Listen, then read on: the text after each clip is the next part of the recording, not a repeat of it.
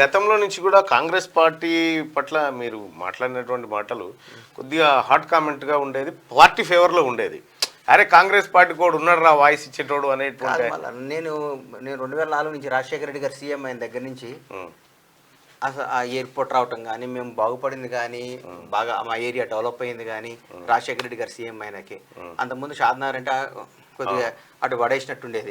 భగవంతుడు ఎలా పాలమూరు కింద క్యాలిక్యులేట్ చేసేది. అప్పుడు అంతకుముందు ఎయిర్పోర్ట్ రావటం కానీ, రియల్ ఎస్టేట్ రావటం కానీ, మా బతుకులన్నిటికీ ఆశలు రావటం కానీ 2004 నుంచే స్టార్ట్ అయింది కదా. అందుకని నాకు కాంగ్రెస్ పార్టీ అంటే ఇష్టం. బేసిక్గా నేను 7th క్లాస్ చదువుతున్నప్పుడు ఇందిరాగాంధీ గారు దారుణంగా హత్యకు గురయ్యారు.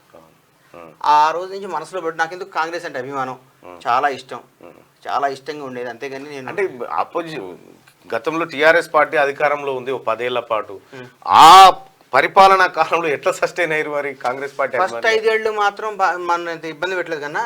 అబ్బో నా సెకండ్ టర్మ్ మాత్రం ఫుట్బాల్ ఆడిరన్న.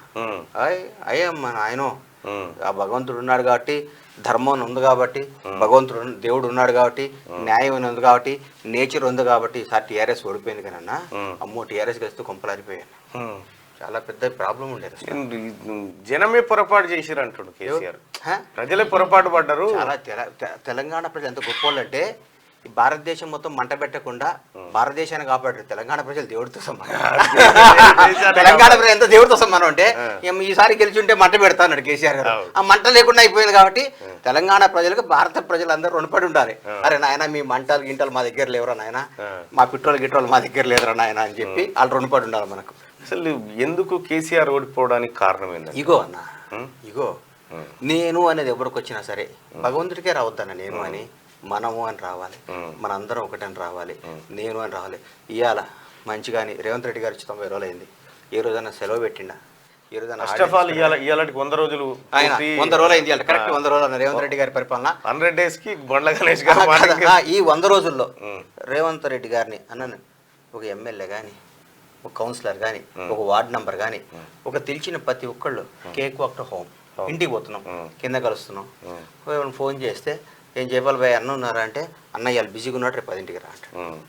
ఫోన్ ఎత్తుడు ఖాయం, రమ్మనుడు ఖాయం, పోవటం ఖాయం, మనం ఉంటే మాట్లాడుకోవడం.